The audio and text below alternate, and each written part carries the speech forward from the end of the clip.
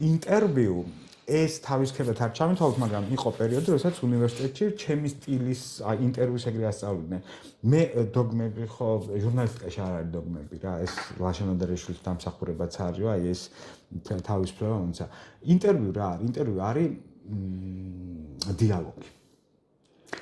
ჟურნალისტიკა რა არის? კრიტიკული კითხვების დასმა. და საერთოდ აუცილებლად კრიტიკული? ხო, იცით რა კი, ყვითელი ინტერვიუშიც კი ეგრეთ წოდებული. მე ესაც გამიკეთები მქონდა ერთი რუბრიკა, მაღალი ქუსლები ერქვა რა და არ იყო მაშინ არანაირი ამბავი გადაცემა პროფილს რა შემდეგ გაზეთში ვაკეთებდი, ერქვა მაღალი ქუსლები და მივდიოდი ადამიანებთან, ცხადია ქალბატონებთან. არა, მარტო. და ვაყოლინებდი კონკრეტული ნივთის ისტორიას, გარდერობს გავხსენი, რაც მომეწონებოდა, აბა ეს მომიყევი და ეს ძალიან მარტივია. ხო, ჟურნალისტიკა არის ფაქტი, აზრი, კომენტარი. მეტი არაფერი არ არის. პოდკასტი რა არის, ინტერვიუა, ხო, უბრალოდ რადიოსთვის შეიქმნა, თავის დროზე X-ად შეიქმნა და აქ დღეს ყველა პოდკასტს აკეთებს, ხო? ხო, მაგრამ პოდკასტი ინტერვიუა, დიალოგია ჩვეულებრივი. ნუ ინტერვიუს გონიათ, რომ მახვილი უნდა დასვან ბოლოში კითხვით სიტყვაზე, სულაც არა. რატო? ბანო, ეხა რაღაცა პატარა რაღაცა უნდა ჩაგიშვა. კი ბატონო. ესე იგი, ძვირფასო მაყურებლებო, პოდკასტს რო ვიწყებთ ხოლმე, ბანოს ვეუბნები. აუ, გთხოვ რა, ამ კითხვებს გადავხედავ. ნინო, ფურცლაში არ ჩაიხედოთ. ხო, ინტერესანტია. არ ვარ პროფესიონალი ჟურნალისტი. ხშირად მიწევს მოკლედ ამის შეხსენება, რომ მე არ ვარ ჟურნალისტი. მე ვარ პიროვნული ზრდის მენტორი, კოუჩი, ინგლისურენოვანი თეატრის დასის ხელმძღვანელი, ინგლისური ენის სტუდიის ხელმძღვანელი და ასე შემდეგ, მაგრამ ნინო, ნახეთ ჟურნალისტიკა ჩვენთან მე ყოველთვის ვამბობ ხოლმე, რომ მე რო შემეძლოს, ჟურნალისტიკის ფაკულტეტი არ უნდა არსებობდეს. ჟურნალისტობა არის სწავლება, მწერლობა ხო არის სწავლება, თუმცა დღეს ხო არის რაღაცა ალგორითმები შეიძლება რომ არა, ინტერნეტში ხდება ხოლმე სოციალურ ქსელში, რომ ვასწავლით ლექსის წერა, მოთო აი როგორ უნდა ასწავლოთ.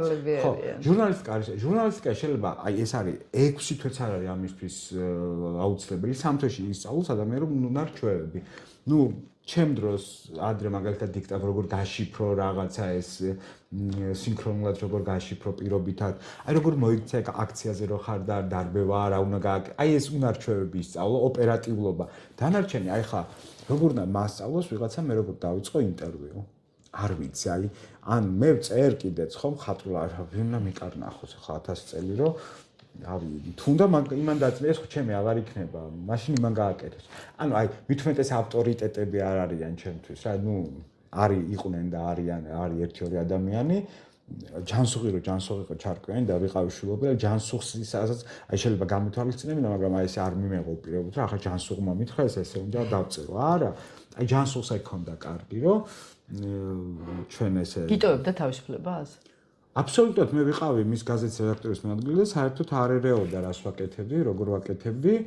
ერთ ამას რომ გიყო ძალიან საინტერესო რაღაც დავწერე ქართულ სიტყვაში არის ვანის გამგებელზე. ნუ ეს ხდება ერთი ავი 13 წლის წინ და ნუ ეს გამოძიებასავით იყო ჟურნალისტური. უბრალოდ აი ჟურნალისტმა გააკეთა და მოვიდნენ ჩემთან როგორც რედაქტორთან, მოადგილესთან და ოღონდ ჯანსუღს ეუბნებია რომ ეს აქ არ იყოსო პავლეაშვილიო, არ დაესწრო ჩვენ საუბარს. ჯანსუღმა უთხრა რა არისო პრობლემა და ნუ ამათ დაიწყეს ჩემი ლანძღვა რაღაცები. და ესენი ელოდებიან რომ ჯანსუღი მეტყვის რა რატო გააკეთე. თან აღმოჩნდა რომ ეს გამგებელი ჯანსუღის მაკაცის შვილი თუ ნუ ვიღაცა ჯანსუღმა მოусმინა, მორჩნენ ისინი გაჩვენა ხარ უდექენ და ჯანსუღმა შემოხედა რომ ძალიან ცუდად მოიქეციოდა. რატო მეთქი და უარესი რატო არ დაწერე ამაზე და ეს ხალხი გადაემართა იცი რა. ელოდებიან რა ხალხს აუწევს. ხო, უარესი და დაგეწერა ამაზე რა და მე ხო ვიცნობდი ჯანსუღს და ვიცოდი რა და ხო ჯანსუღი კიდე ცალკე ამბავია ჩემ ცხოვრებაში. ხო ძალიან ისეთი რა იმდენი სამაკ ხელნაწერი შემდგე დაწერილი ლექსი ჯანსუღის რა ვიცი.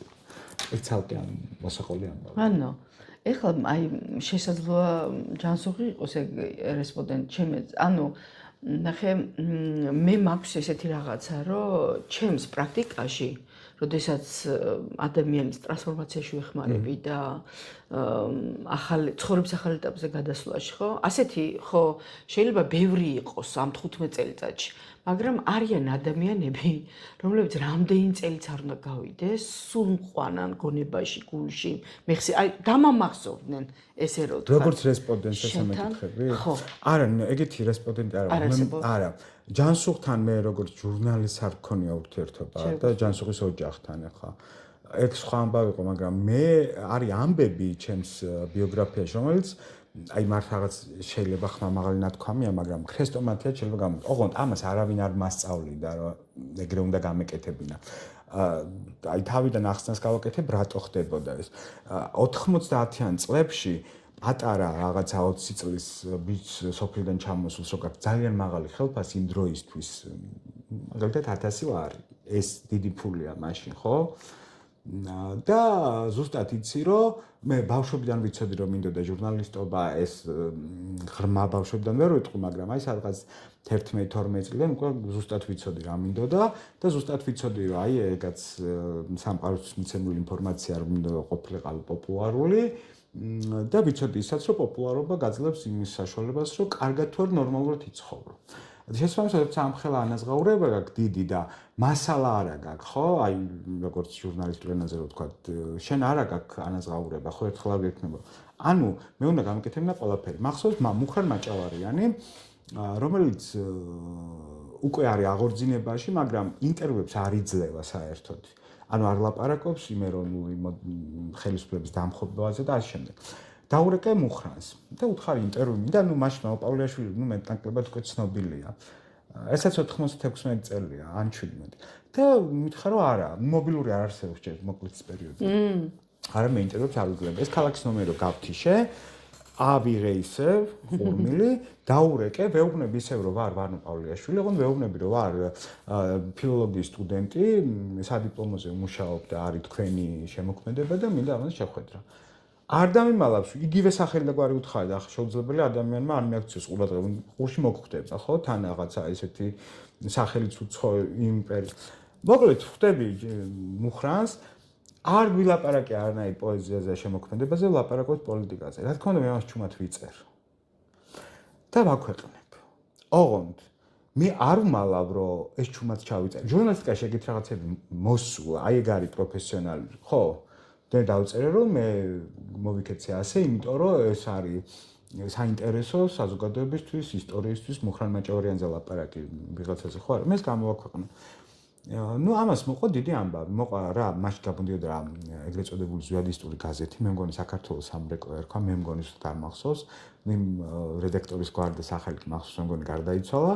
ნუ მოკლედ მიძღვნიან რაღაცა იმეებს, რომ მე ვარ სუკის აგენტი, მე სუკის აგენტი 20 წლის ასაკში ავი, საბჭოთა კავშირი დაშლილია, დაიშალა, ვიყავი ეს ხო და მოკლედ ასე იყო თუ ისე მთელი ამბავი და გადის ბევრი წელი და ჩემ ვიცნობ გავიცანი ერთი გოგო რომელიც აღმოჩნდა მუხრანის შვილიშვილად ეკუთვნოდა მოკლედ ანუ შორეული ის იყო და ეს თამნა მეუბნება იცი მუხრანს როგორ მუხრან გარდას როგორ უყვარდიო უნდა რომ მაშინ პავლეაშვილმა მესიკეთე გამიკეთა რომ ჩემი სათქმელიო ხო რომ გაიტანაო ხო აი ეგ არის მე მეც გეტყვი ნინო აი როდესაც გადიოდა ინტერვიუ ანჭკასთან Facebook-ში, ხო, ძალიან აი ლაივში უყურებდა ბევრი ადამიანი 3000, 5000 და ასე შემდეგ.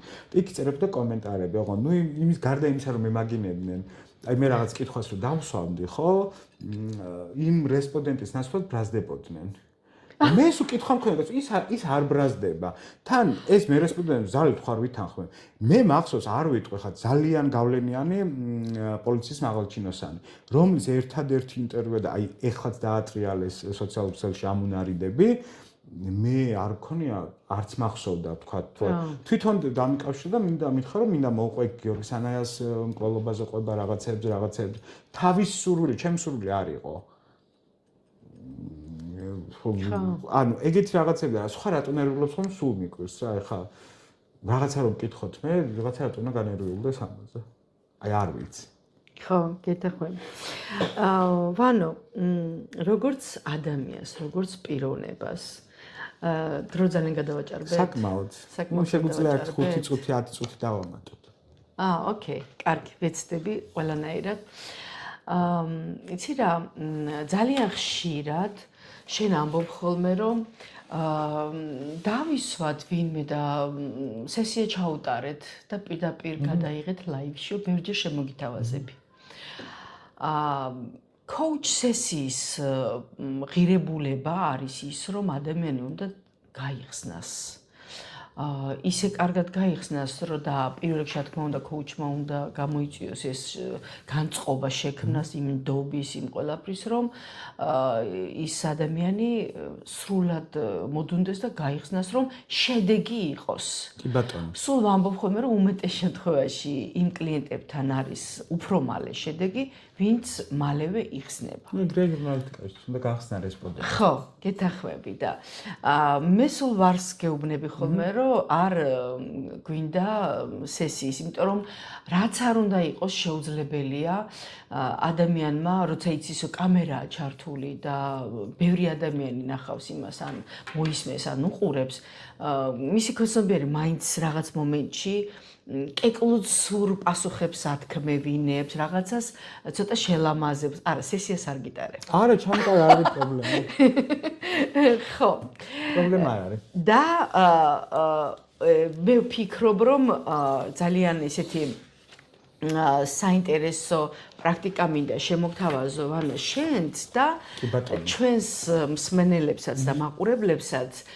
ზოგადად ვფიქრობ, რომ პირველი ივლისია, მეგობრებო, დღეს ახლა ჩაწერა როცა მიმდინარეობს და ოფიციალი მოდი ზაფხული ოფიციალურად გამოვაცხადოთ. მე მგონი დათბა რეალურად მეგობრებო ტემპერატურა რეალურად მაღალია და ნუ სასურველია ყოშ-ყოშ დასვენებისთვის ზღვისთვის და რაღაცნაირად განწყობა უკვე მოდის ეს ისა რომ აი ზღვა პლიაჟი დასვენება და მეც ვფიქრობ, რომ ჩვენთვისაც ჩვენს პოდკასტებში უკვე უფრო ბევრი თემა იქნება ისეთი, რომელიც უკავშირდება დასვენებას, ზაფხულს და ასე შემდეგ. და ვფიქრობ, რომ თან ვანო რომ ამ პერიოდში ხანდახან უფრო მეტად შეიძლება რომ ინსტრუმენტები შევთავაზოთ ჩვენს მსმენელებს, რომელსაც პირდაპირ დააპრაქტიკებენ და სექტემბერში შეხვდებიან ძალიან კარგად დაკოუჩებული და ტრანსფორმირებულები, ასე რომ ზაფხულს და კოუჩინგურ პრაქტიკებს გახსნილად ვაცხადებ. არის ასეთი პრაქტიკა, 3 კონვერტის პრაქტიკა ქვია, ვანო ამას და სრულდება შემდეგნაირად. რა თქმა უნდა, მე ამ წუთას მხოლოდ მინდა რომ შენ დააწერო ამ ერთ-ერთ კონვერტს წარსული დაასათაურო და დააწერო წარსული. შემდეგ აწმყო, რა თქმა უნდა და მომავალი. აწმყო. და მომავალი.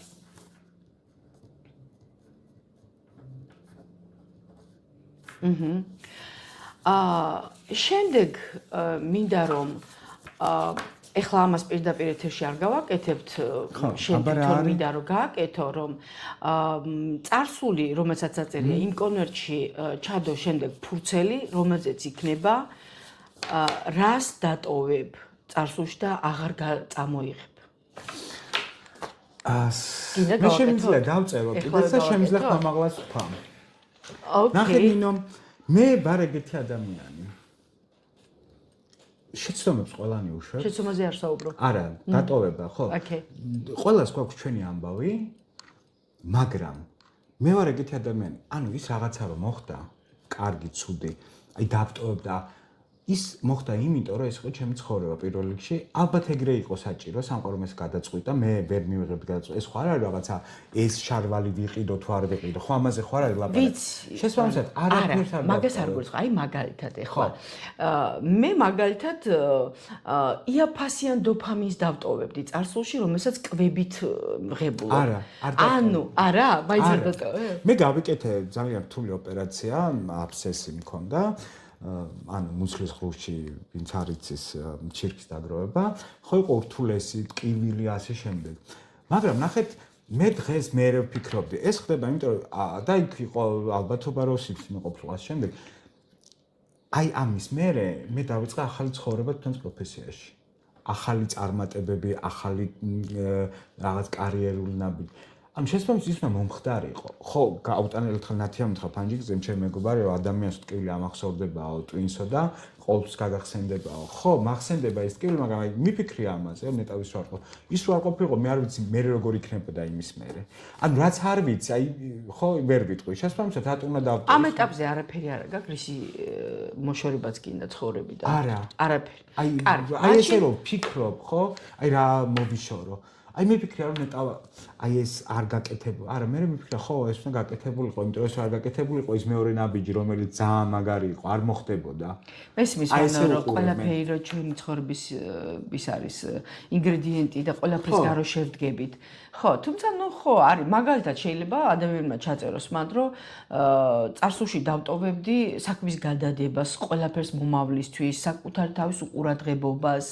აი რაღაც ცოტა ასეთებზე ვიფიქრებდი. მე მახასიათებს მიუხედავად იმისა, რომ ტყუპები ვარ, ხო და აი ითვლება რომ ტყუპები რაღაცა ესეთი არის სლენგით ვიტყვი კიდია თუ რაღაც არა ვარ მე ეგეთი მე თუ ვიღებ პასუხისმგებლობას ადამიანზე არ ვიცი საქმეზე. კი ბატონო, კარგი. მე მას ვაკეთებ და შესაბამისად ხო, შენ არა, მაგრამ ჩვენ მაყურებლებს თუ რაიმე გინდათ მეგობრებო რომ წარსულში დატოვოთ. ხო და დავწერ მაგას არაფერს მეთქი, ეგაც ხო, ეგაც პასუხია. კი ბატონო. ასად დავწერ. კი ბატონო. ეგაც პასუხია. შეგიძლია აი ასე გახსნა. შეიძლება იქიდან ფურცელი ავიღოთ და ჩადო. აი გერად პირველ უჯრაში სავარაუდოდ. აბა ნახევანო თუ არის. ხო, ესაც იდეაში პასუხია და შესაბამისად არის ფერადი ფურცლები. კი. კი. ბარემ კამერაში ჩავიხედავ რა ხდება. კარგი. ბევრს საუბრობთ 42 წუთია. ნახე, ნინო ჟურნალისტიკაში არის ეგეთი პრინციპი. ყველაზე კარგი ინტერვიუ რომელია? რომელია? როდესაც რესპონდენტი პასუხს არ გცემს. ჟურნალისტიკაში კითხვის დასმა მთავარი, პასუხის არა. და აქაც ესაც პასუხია. ოკეი. კარგი. ოკეი. არაფერს. ახლა კი ჩავდოთ ერთ კონვერტში და მეგობრებო, თქვენ შეგიძლიათ და ვანოსაც შევასრულებინებთ მაგ რიტუალს ეს კონვერტი, რომელსაც აწერია წარსული და თუ თქვენ აქ სიტყვაზე ვიძახი, სიზარმაცე, პროკრასტინაცია, საკუთარი თავის მიმართ უყურადღებლობა, დროის არ დათმობა, აი რაც თქვენ გინდათ რომ ესე ვთქვათ მოიშოროთ, იმაში ჩაწერთ ფულსოს და ამაში ჩადებთ და შემდეგ კარგად აგუზგუზებთ, წაუკიდებთ და დაწვავთ. აკითხვა გამიშდა, ნახეთ, აი რას დატოვებდიო წარსულში. მე თქვი არაფერს, მაგრამ აი ერთადერთი ამ აქ რო ყოფილი კითხვა რას დააბრუნებდი, რომ წარსულში გაკეთებინა, აუცილებლად ადრე ვისწავლდი მანქანის მართვას. ადრეულ ასაკში, უფრო ადრე ვიდრე როცა ვისწავლდი. მე ვთქვი ახლა დატოვება არც კავშირში არ არის. კი ბატონო. აწმყოს, კი ბატონო. ხო, იმიტომ შენ ხო. აწმყოში რისთვის ხარ დღეს ყველაზე მეტად მადლიერი? აი ეს უნდა დაწეროთ ფურცელზე და ჩადოთ აწმყოს კონვერტში. რისთვის ხარ? ვანო ყველაზე მეტად მადლიერი? მადლიერი ვარ სამყაროს იმისთვის, იმიტომ რომ ზუსტად ის მაქვს, რაც დღეს მაქვს. იმიტომ შეიძლება ეს არ გქონდეს. ანუ არ ვიყო ისეთი როგორიც ვარ. ანუ დღევანდელი მოცემულობისთვის ვარ მადლობელი სამყაროს. თუ აქ კონკრეტიკა შეიტანო, ანუ უკეთეს და რატო ნახე? წარმოიდგინე რომ მე ვარ რესტორანში ხარ და მე ვარ მიტანი, ხო? მოდი ჩვენს მაყურებელსაც აუხსნათ რომ რატომ არის კონკრეტიკა მნიშვნელოვანი. და მე მოვედი თქვენთან ასე გადაკიდული მაქვს სალფეტკი თუ რაღაცა და დიახ ბატონო გისმენთ რას მიირთმევთ? და დაუშვათ შენ მეუბნები, მე სამყარო ვარ და მეუბნები რომ იცით რა, თქვენი გემოვნები შემირჩიეთ, ყველაზე გემრიელი რაც გაქვთ, ის მომიტანეთ. ეხლა წავედი მე სამყარო და მე ვფიქრობ, რომ ჩემთვის ყველაზე გემრიელია დაუშვათ ის რა ქვია, ლობიო ქოთანში მჭადით და წნილით ან რაღაც ეგეთი ჩემი. ოღონდ ეს სურვილებს ეხება, ლობიო საჭმას არ ეხება მეგობრებო და წავედი და მოგიტანე ეს ლობიო ამ შემთხვევაში ნუში და გეუბნები რომ აგერ ბატონო თქვენაც შემიკვეთეთ. და თუ მეტყოდი რომ რას მეტყოდი? კონკრეტიკას მივიღებდი. ხო, რომ ნუში მინდა მოხალული, ამდენ გრადუსი ის რა ქვია, სიტყვის გარეშე დაუშვათ ან რაღაც. ხო და ეგეთი ერთი არ არის, რომ ერთი რამისთვის არა, ერთი არა. ერთი არც მithქვავს, მან რამოდენიმე, ანუ ის რაღაცები რის გამოც ამ წუთას დღეს 1 ივლისს ვანო პავლიაშვილი არის მადლიერი, შეგიძლია დაწერო, არ გააჟღერო, არ არის აუცილებელი. კი ბატონო. შეიძლება კონკრეტული ადამიანი შეიძლება იმისი რომ დღეს რომ აქ მოდიოდი და უშუალოდ რაღაცა იყო რომელიც მათ მოგცა ბედნიერების და გაღიმების ისიც კი ემოცია გაგიჩინა. არა, გამახსენდა ის რომ აი რაზე გამეცინა დილას ამერიკა ჩემ მეგობარმა და რაღაცაზე სადღაც ვიყავი სტუმრად ამ დღეებში და იმის ამბავს ყვებოდი რა და იქ რაღაც დეტალები როგორც ხდება სუფრაზე და იმაზე ვიცინეთ რაღაცა დეტალებზე და ხო და სიცილი ხო კარგია და ადამიანი რომელმაც დღეს დილიდან გაგვაცინა და ჩვენ ღიმილის სურვილი გაგვიჩინა კარგი დავწერე ოკეი მაგას ვინახავთ რა თქმა უნდა მაგას არც ვწავთ არც და რატო არ ვწავთ რას? ამას. იმიტომ რომ მაგის წასვლა არ გვინდა. მადლიერის გამოცვა. ამას ვიტოვებთ. კი ბატონო. არა, არსად არ ატარებ, უბრალოდ ინახავთ და გეტყვით მე როგორ უნდა იმას გაჩვენო. და კონვერტი რომელსაც აწერია მომავალი მეგობრებო, ადრე იყო ხოლმე ეს მომავალი 5 წელი, 10 წელი და ეხლა არის მაქსიმუმ 3 წელი. მოდი, ავიღოთ 3 წლის მომავლიდან რას დაუტოვებ საკუთარ თავს, რა გზავნილს დაუტოვებ, ბანომ რა უნდა? აი პირდაპირ დავწერ ამას. მიდი. სახლი, არ არის ეგ ბევრი სალაპარაკო. ხო. და ჩადე მაგ კონვერტში. ესაც არ არის. ოღონდ იცით როგორ ჯობია, როდესაც ესეთი მაყურებელს მივმართებ ახლა, ხო? ანუ ესე სჯობს რომ მე ცოტა კონკრეტიკა შეიძლება მე ვცხოვრობ დიდ კომფორტულ პატარა საშუალო რა ვიცი ეგ თქვენი შეგიძლიათ კვადრატულობას მიუვთითოთ ჩემთვის მისაღებ უბანში ქალაქში ბედნიერად ჩემს დაუშვათ საყვარელ ადამიანთან ერთად ან მარტო ვისაც მარტო გინდათ ან ჩემს სუგოსთან და ფისუნიასთან ერთად ვისთანაც გინდათ როგორც მიმტანთან წეღა გავითვალისწინეთ კონკრეტიკა, აქაც კონკრეტიკა ცოტა მეტი. ხო? ამას ვწავთ? მხოლოდ წარსულის კონვერტს ვწავთ და მაგას გავიტანთ გარეთ ხო და დავწავთ შემდეგ, გარეთ გავიტანოთ და დავწავთ და ეს რა ქვია, ხოლო ის ორი, იცი რა, ძალიან ბევრჯერ მოხვედრივალ ტრენინგზე, სადაც ესე დამაფეჩატებინეს კონვერტები ხოლმე და ერთ-ერთი რიტუალი, რომელსაც ახალ წელს ვაკეთებთ ხოლმე მეც და ჩემი კლიენტებიც, არის 1 წლის წინ რომ ტრენინგზე დავაფეჭატეთ და 10 სურვილი და იმას რომ ხსნით ახალი წლის წინადღებში და რომ ჩამომითვლია ხოლმე თურმე ხო მაგარია ხო ამიტომ მოდი დავაწეროთ ამ კონვერტს წელიწადი განსაკუთრებით მომავლიდან რომ შენს თავს უტოვებ ოკეი დავაწეროთ რომელ წელს უნდა გაიხსნას და სადმე მყუდრო ადგილას შეიძლება. და წელს რო გაიხსნას არ შეიძლება. იცი რა, მაშინ 20-26-ის დეკემბერი. ხო, არა. ახალ წლამდე. ხო, არა, ხვალ კი არა. ანუ თუ გენდომება მე შემიძლია შემოგთავაზო რაღაც პრაქტიკები, რომელიც დააჩქარებს შენი ბიძის ყიდვას. კი ბატონო, აწმოს რას ვაწერთ? აწმყოს არაფერს არ ვაწერთ. წარსულს ვწავთ, აი ამას დავწავთ. კი ბატონო. და ეს იყო ჩვენი 15 არა და 45 წუთი გზა თავისუფლებისკენ, გვინდოდა რომ გამოგსვლოდა 15 წუთიანი, მაგრამ არ გამოგვივიდა მეგობრებო.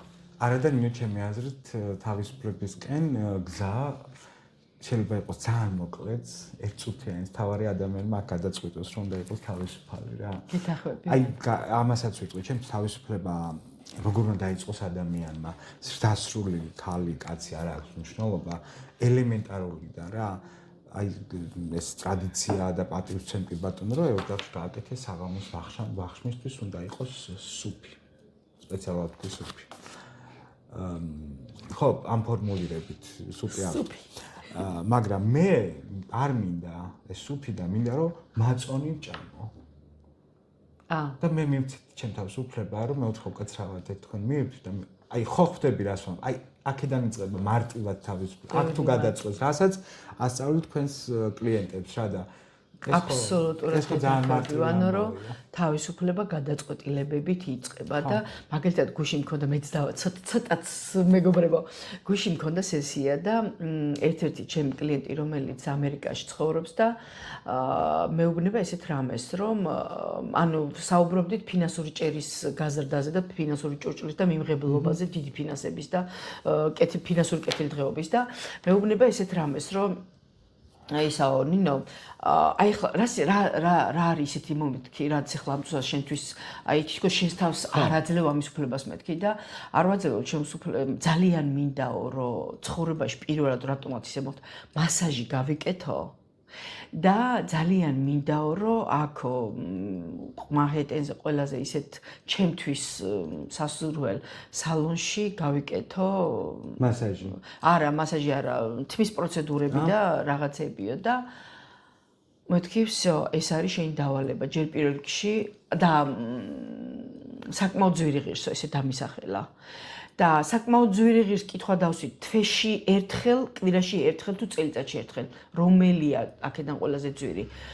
თუ კვირაში ერთხელ ღირს შენთვის ამ წუთას ყველაზე ძვირი, მაშინ აკეთებ თვეში ერთხელ, თუ თვეში ერთხელ ღირს ყველაზე ძვირი შენთვის, მაშინ წელიწადში ერთხელ მაინც აკეთებ და ეხლა აქვს დავალება, რომ უნდა გამირკვიოს იმათი ფასები, მომსახურება და შემდეგ რა თქმა უნდა, შემდეგი პროცედურა იქნება უკვე ნაბიჯი ჩაწერა. ზუსტად ეს არის, მეგობრებო. დაემიეცით თქვენს თავს უფლება, ნებადართეთ, რომ იყოთ თავისუფლები გადაწყვეტაში და გადაწყვეტილების მიღებასა და არჩევაში. კარგი. მადლობა ნინო და გავთიშავ ახლა მე ამ კამერას. კი ბატონო.